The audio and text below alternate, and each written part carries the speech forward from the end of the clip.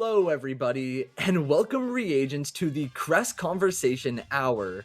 Firstly, before the video even starts, I just wanted to thank every single one of you reagents who always come back to watch my Outlast Trials videos, as the amount of views and support on my last few Trials videos has actually been unbelievable. I genuinely do appreciate every single one of you who subscribes, as we aren't that far off from reaching 10,000 subscribers, a number I never thought was possible, but yet here we are.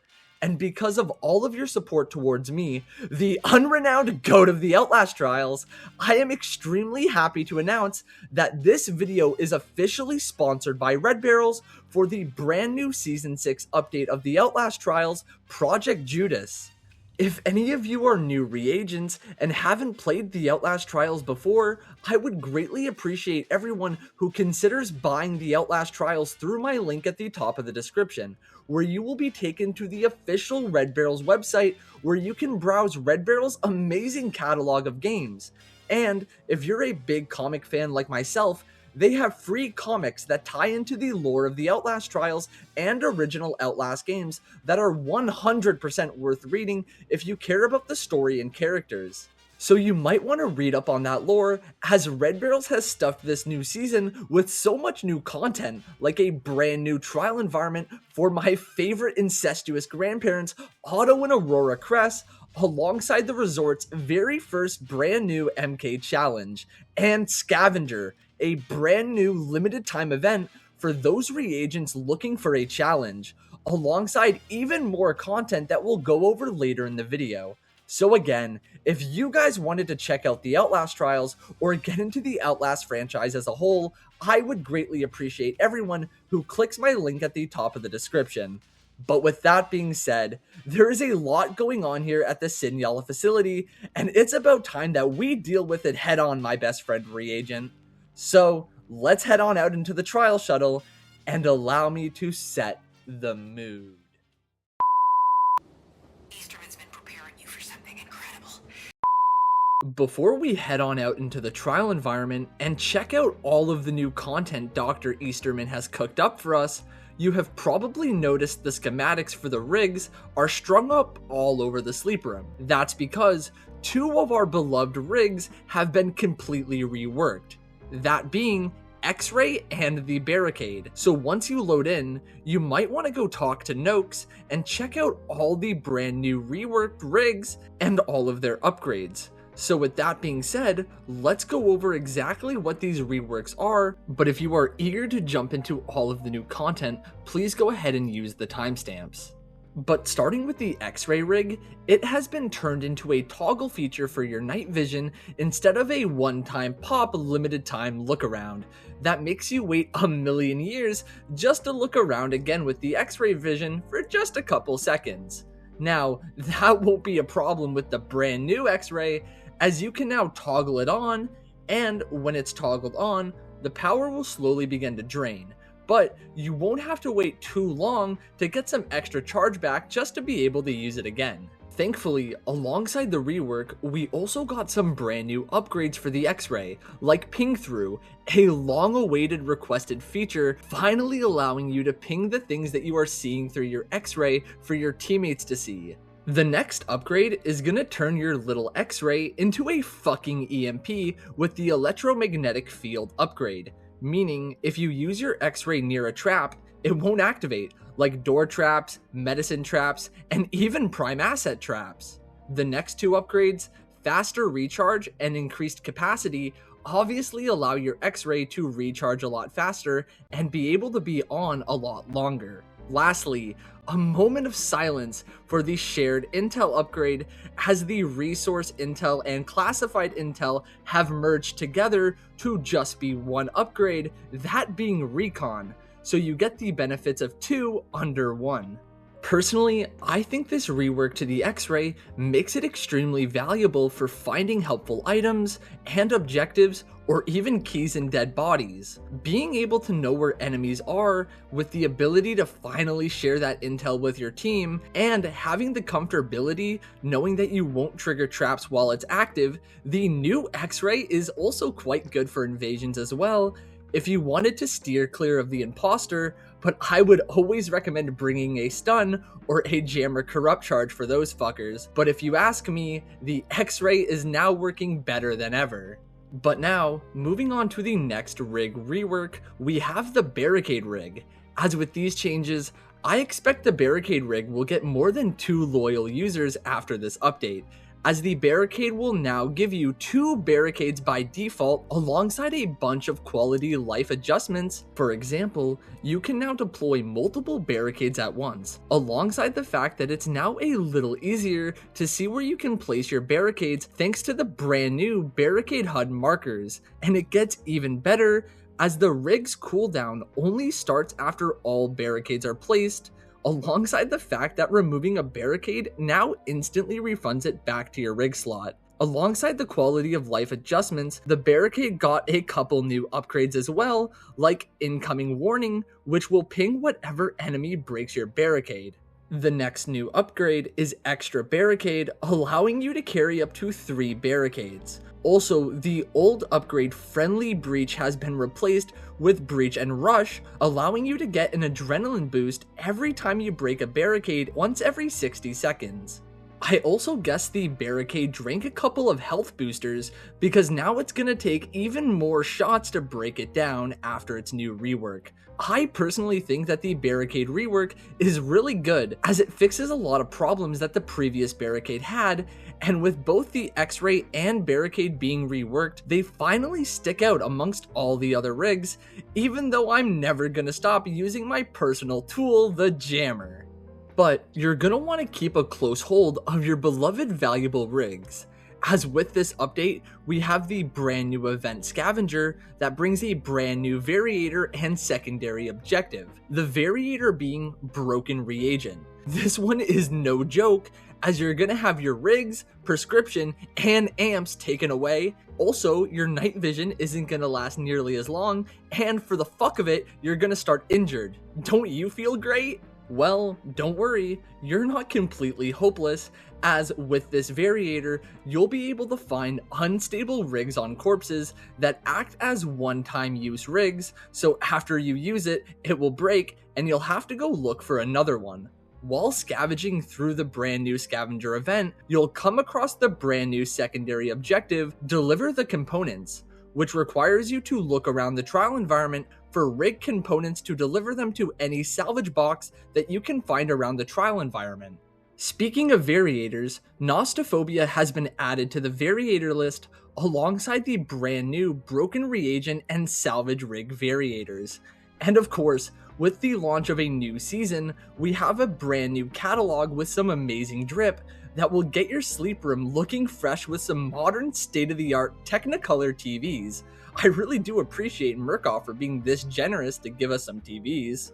Also, with the release of this new season, we have a brand new Invasion season as well, resetting everyone's rank back to the beginning, offering new rewards to obtain. While you're grinding for them, your stats will be counted, and you might have a chance at showing off on the brand new Invasions leaderboard. But with that being said, we are in a brand new season of the Outlast trials, and that means a brand new main trial environment and 2 brand new MK challenges like per usual. Even if the only thing you learn in a slaughterhouse is how to be meat. But maybe that's how we get out of here. Huh? That was weird. Anyways, I've been notified via the good old telly that Murkoff gave me that there is actually only one brand new MK challenge this time around, but no worries, it's about time that we finally head into the trial shuttle and check out our brand new trial environment.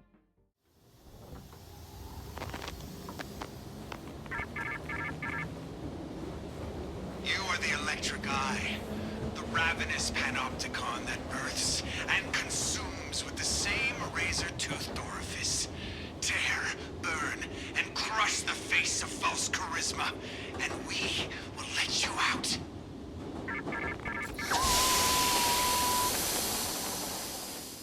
Welcome to the television studio, While we're here, we're gonna have to do the main trial, Silence the Idol, that requires us to make our way to the television studio and meet the one and only, my personal main man, Bob Veneer. And look, he's even getting the VIP treatment coming out of a limo and everything. Well, what are you waiting for, new reagent? I want to go meet the famous celebrity. So in order to do that, we're gonna have to sneak in through the side of the television studio and break in through this window. Once you're inside, head through this little gate, and once you're in this room, click the button in front of you, and you will finally be introduced to the prime assets of this trial environment.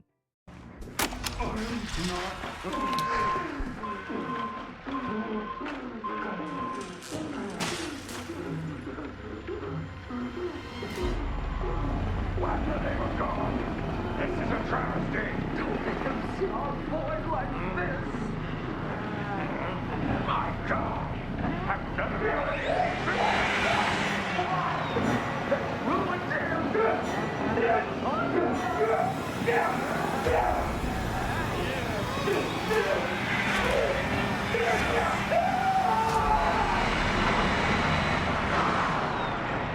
You filthy shit-stained mendicant. Damn, Aurora looks really good when she's killing people. Our favorite incestuous grandparents, Otto and Aurora, are back for their second trial environment, the television studio. Firstly, let me just say that I love their intro here, especially with their lack of one in the shopping mall. Personally, I am so glad to see that they got such a cool and proper intro this time around, as if you don't know, Otto and Aurora are my favorite prime assets, and this intro was so cool. Now, reagent, I don't blame you for being starstruck, as Otto and Aurora were just in the room, but the one and only Bob Veneer was also in the room, and he just got sent away for his very first live broadcast of the day. Thankfully, me and you, reagent, get to help him film his TV shows, as we're gonna have to follow good old Bob to Studio 1, where Bob is gonna be telling the news, but he needs a little bit of help setting the mood, something I'm pretty used to doing. So let's get ready setting up the studio scene, as we're gonna have to head over to the director's monitor and follow the floor plan. In this case, you're gonna want to grab this giant fucking contraption and bring it right in front of Bob's face, and make sure to move any unnecessary equipment out of the way. After you get all set up, the lights will turn on, and you'll have to head up to the control room and use the black light to look around the new set for letters and numbers that you're gonna want to punch into the switchboard. If it seems a little complicated at first, this is the end result you're looking for. Obviously not the same numbers as mine, but you're gonna want one light lit up in each column. Once that's done, hit confirm and head back down and help Bob turn on the camera so he can show billions of people that $1 million smile. No! Bob! How are you supposed to smile with all of those glass shards tearing up that $1 million smile of yours? Oh well, time's a ticking bomb, so we better be quick and head on over to Studio 2, as it's time for Bob's Cooking Hour, featuring Mr. Chef Hands No More. But again, Bob is gonna need our help setting up the studio scene. Go to the director's monitor and check the floor plan and move all of the equipment around until it matches. Once you're done, the lights will turn on and you'll have to head up to the second control room and do the same blacklight puzzle as before. Once you're done the puzzle, you're gonna want to hit confirm, head back down, and flip that switch, allowing us to get our first ingredient for the cooking show. Oh, well, I hope you guys are hungry for some of Bob's hand, because it's time to eat. Wait, never mind, we don't even have time to eat, because time is money, and we gotta head on over to Studio 3. But first, we're gonna run into a little bit of a problem, as the actors department is locked off, and we're gonna have to find some batteries, the very same ones that we used to charge our night vision, to charge these power stations throughout the television studio. Thankfully, Murkoff has been gracious enough and has gifted us with our very own Murkoff branded battery dispenser that's gonna dispense all of those sweet, succulent AA batteries. Now, the battery dispenser only dispenses small batteries that are only worth about 35% power. So if you find a big battery laying around, you're gonna want to put that in for an extra 100% power.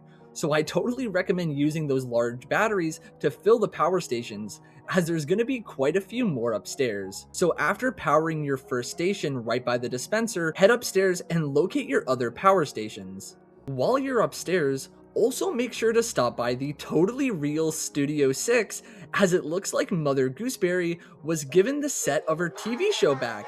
If you want to know more about that, I have a whole video breaking down each one of the Prime Assets lore and gameplay. But anyways, once you're done filling up all the power stations on the second floor, head on up to the third floor and get that last power station done.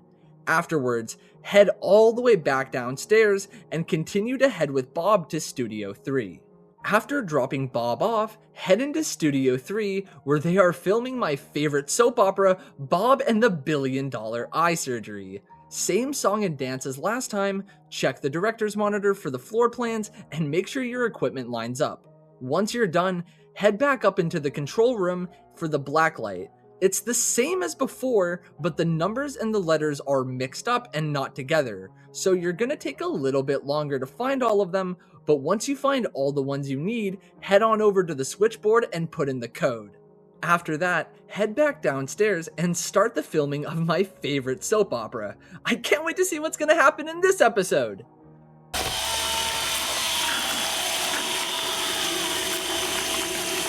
Holy shit! Bob finally got the eye surgery. I was wondering when he was going to do that. And just remember, everybody watching, if you're going to stick a dangerously sharp object into your eye, remember to only put in just the tip. Since we're done filming such a good soap opera, we only have one last thing on our good old friend Bob's day planner, that being what he has planned in Studio 4. So what are we waiting for, Reagent?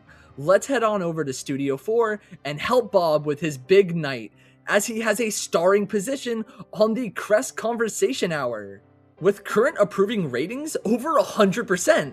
But if they go lower, Bob might get killed, so please call your local television station and tell them that you love the Crest Conversation Hour, because if our approving ratings drop, they're gonna hurt our sweet beloved boy Bob. Oh well, looks like nobody called, as we're being tasked to remove the cheering cassette from the mannequins that are marked with the Murkoff logo in the crowd, and take it upstairs to the recording room so we can overwrite the cheering sound with a booing sound.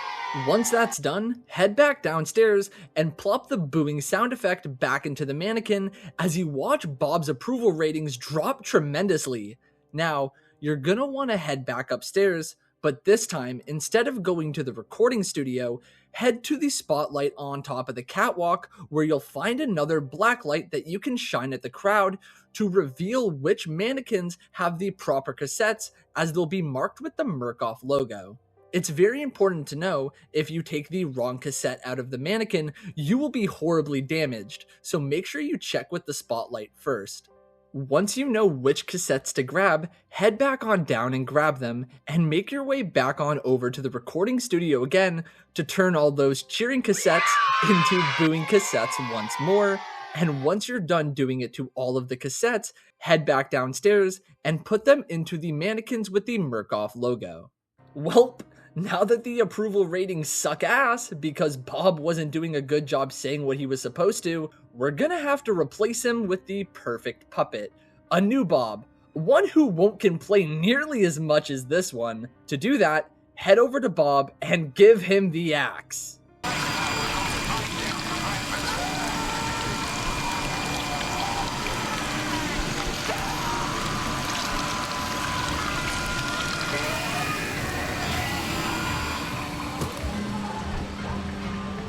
Once we're done giving Bob the axe, the new Bob will be lowered down to take his place, and man, that mannequin is sure gonna haunt my dreams. But now that we're done that, we're gonna want to get the hell out of here, as the trial shuttle will now be waiting for us. So you're gonna want to make your way back to the beginning of the television studio so we can finally leave.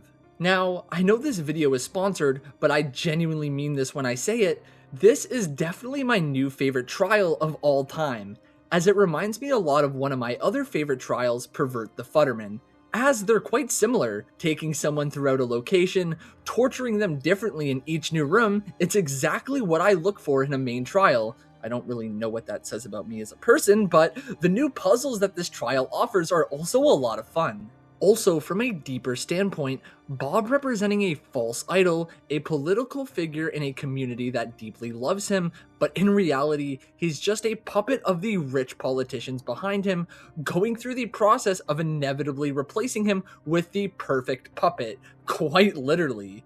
Overall, I'm really looking forward to see what future MKs the television studio will hold. But until then, it's about time we leave the television studio, but don't be sad about leaving Reagents, as we got to meet a very popular person like Bob Veneer. And as you may or may not know, Bob likes to tell it as it is. I even have a poster in my room to prove it. But now, we're gonna be heading to the resort for our brand new MK challenge.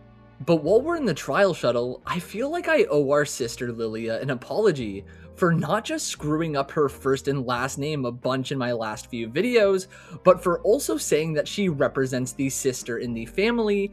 As Red Barrels has officially confirmed, she represents the religious aunt to the family dynamic, who doesn't care about our sweet loving family here at the Sinyala facility. Which really sucks to hear that she doesn't care about us, as we're making our way to her resort just to help her solve the case of who took the cookie from the cookie jar. Just kidding, we're gonna be solving a real life murder. So, yeah, I hope your detective skills are good, or you've played Clue before.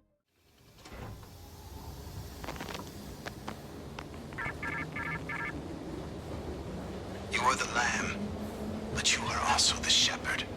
In a world of belief, there is no difference between the rule and the ruled. You are the meat. You are the carnivore. Let the therapy make you strong.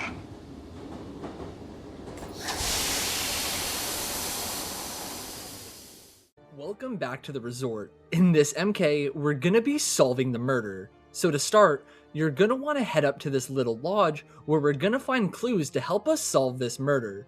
Each clue that you find will give you a number for an answer to get us out of here. So firstly, you're gonna want to pay close attention to what weapon is not in the glass case, as it's gonna come back later. Additionally, you're gonna want to get a good look at the information on what parts of the mannequin is missing, as it is crucial to the investigation. Just remember that it's always going to be different in every run, and yours will not be the same as mine. And when you look at that, we have a blood trail fresh out the door.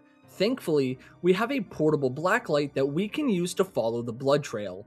Following this specific blood trail will eventually lead you to the room that the murder happened in. You'll know that you're in the right room when you come across a big pool of blood and a TV with a number. You're gonna want to remember that number, as it's gonna be the answer for the room panel back at spawn. If the code is wrong, make sure that the blood didn't split off somewhere else. While following the blood trail, you might have gone through the main hall in the resort, but if you didn't, you're gonna want to head back there and check out the mannequins in the main hall and remember back to what limbs you were shown at the beginning and find the mannequin missing those exact limbs, and the number beside that mannequin will be your answer for the killer panel back at spawn.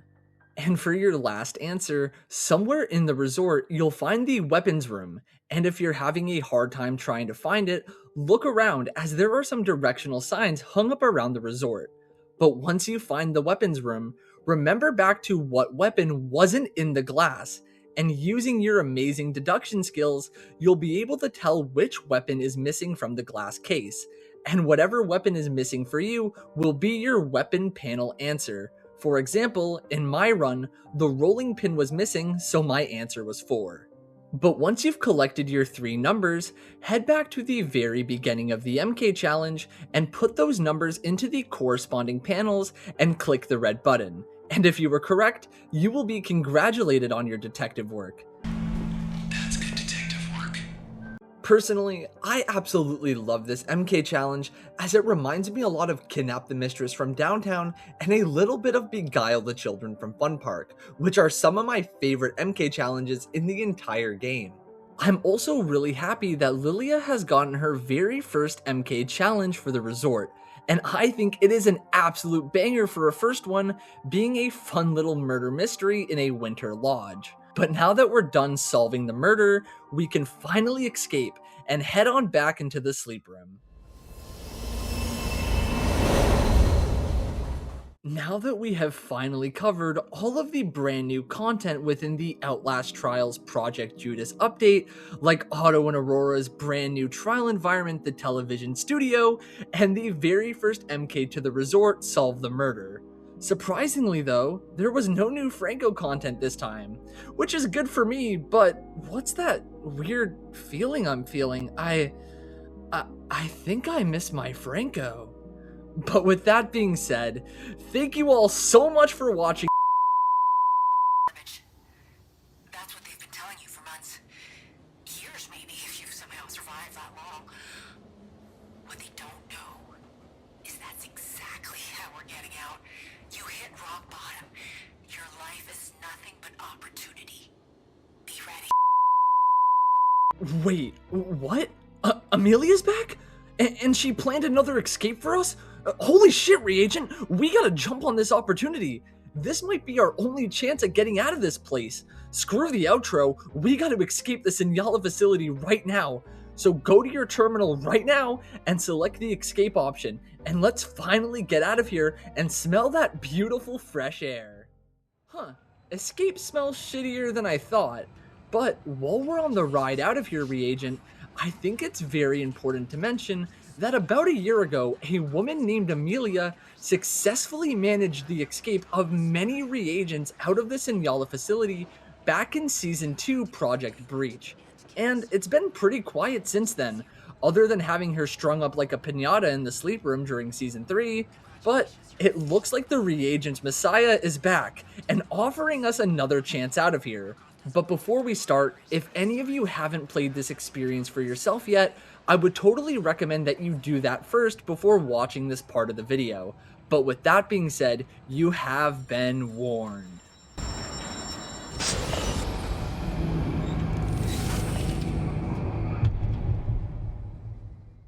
Once we arrive at the biohazard waste facility, if you were lucky enough to visit here the first time around, you'll probably notice that the place has been cleaned up quite a bit. And it's starting to look like a new trial environment with these makeshift propaganda posters and people we need to burn. Speaking of which, in this environment, similar to the Farewell Mansion, you're gonna be dealing with everything, as this location doesn't have a set prime asset, as one of them could spawn in here to hunt you down. So you'll have to deal with all the prime assets here, and throughout the biohazard waste facility, you'll come across every single prime asset's unique trap as well. But for the objective here, there are two of Amelia's loyalists that we're gonna have to set aflame. A little weird for our first steps towards freedom, but what the hell? Now, head over to the first sector to start escorting the first loyalist throughout the biohazard waste facility until you hit the locked gates blocking your path that can only be opened by collecting a bunch of unstable triggers to go hunt down a bunch of microwave targets. But because of our good friend RNG, you could be given a regular microwave trigger to hunt down scapegoats. So sometimes in section 1 you'll have to do these scapegoats, or another time you'll have to do the microwave targets instead first. However, if you get these scapegoats first, you'll have the regular microwave trigger, so when you head over to the second section, it is going to be an extremely helpful tool, as since you're doing microwave targets, you won't have to deal with grabbing the unstable ones that break after every fucking use. But once you've finished using enough unstable triggers to fill a landfill, or have blown the heads off of many scapegoats and have put both of Amelia's loyalists into the oven, we can finally move on to the next objective in the other room. And it looks like Murkoff have installed some panels that will help turn our footsteps into electricity for Japan. But now that we're in this room, what do we have to do? Oh fuck! We gotta kill Amelia! No! Anyone but Amelia! Somebody go get Bob and put his ass back here instead! Wait a minute, is that really our goat Amelia? Personally, I don't think it is, since they're screaming over and over again that they're not her, but let's take out this imitation Amelia by, looks like Murkoff is being quite generous by giving us quite a few different torture methods. Similar to the RNG aspect with the scapegoats or microwave targets at the beginning of the level, when it comes to executing the fake Amelia, there are currently 3 torture methods that I am aware of, but if you guys know any others, please let me know down in the comments. But the first torture method will be the same way we executed the snitch back in Kill the Snitch at the police station, needing us to charge up enough electricity to kill Amelia, but be careful not to overfry yourself. The second torture method is the same way we incinerated our favorite sex toy back in the toy factory, needing us to pump up the flames to cook that imitation Amelia all the way through. And the last torture method is the same way that we drowned the Union boss back in the suburbs, needing us to grab hearts and hit the targets that correspond to the picture you can see on the drowning chamber. Once you're done hitting all the targets, you will have successfully given this imitation Amelia a nice soak in the bloodbath, or whatever torture method you had.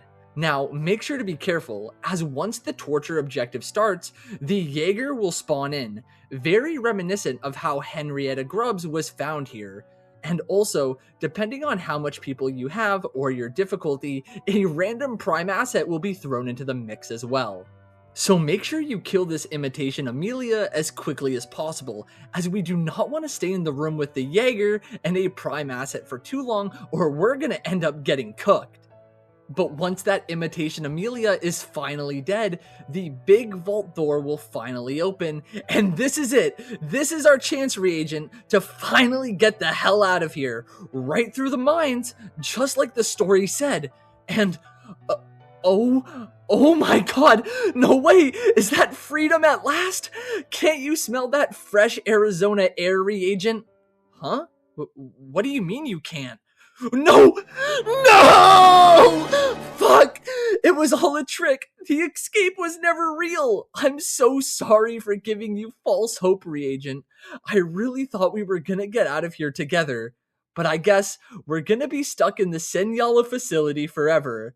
But before we can even leave, we have to wait for this timer to go down while we survive the Jaeger. Fuck! This situation can't get any worse. Never mind, of course it can. Because you're not just going to be dealing with the Jaeger, but of course, Dr. Easterman is going to be sending out one of the prime assets to be here as well. So, you better pray you don't get Franco, as he would be the last thing I want to deal with right now after being lied to like this.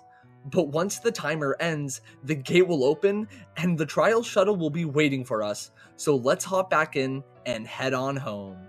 Personally, as someone who played the original Escape event back in Season 2, I have been dying to see it come back into the game, even though it's not the same, of course, as it has been completely revamped to be in the game forever as a main trial. To be honest though, it doesn't feel the length of a main trial, as it feels more like a MK challenge in length, but since it's its own trial environment, we might see future MKs take place here, potentially even seeing other areas of the biohazard waste facility. However, for the main objective of Escape the Lies, just being microwave triggers and scapegoats, it definitely feels like an MK2, with microwave triggers personally being my least favorite objective. It kinda sucks for me. But I do love the end being a randomized torture method. Again, I don't really know what that says about myself, but from a lore perspective, after getting that false taste of hope of thinking that you're actually gonna get out of this Senyala facility is really cool, as it shows Easterman wants the current reagents to believe that Amelia's escape was always fake, that they have been believing in a false idol this whole time. So with Easterman trying to kill the idea of Amelia, the reagents need someone to replace that Amelia-sized hole in their hearts. And that is exactly why Dr. Easterman brought us the brand new Messiah, Sister Lilia. And if you want to know how much influence our new Messiah has, you should totally check out my Prime Asset video where I butcher her name over and over again. But with that being said, I again wanted to thank Red Barrels for sponsoring this video, and to everyone who checks out the Outlast franchise using my link at the top of the description. And another big thanks to everyone who subscribes, as we're pretty close to 10,000 subscribers. But with that being said, thank you all reagents for watching, and goodbye.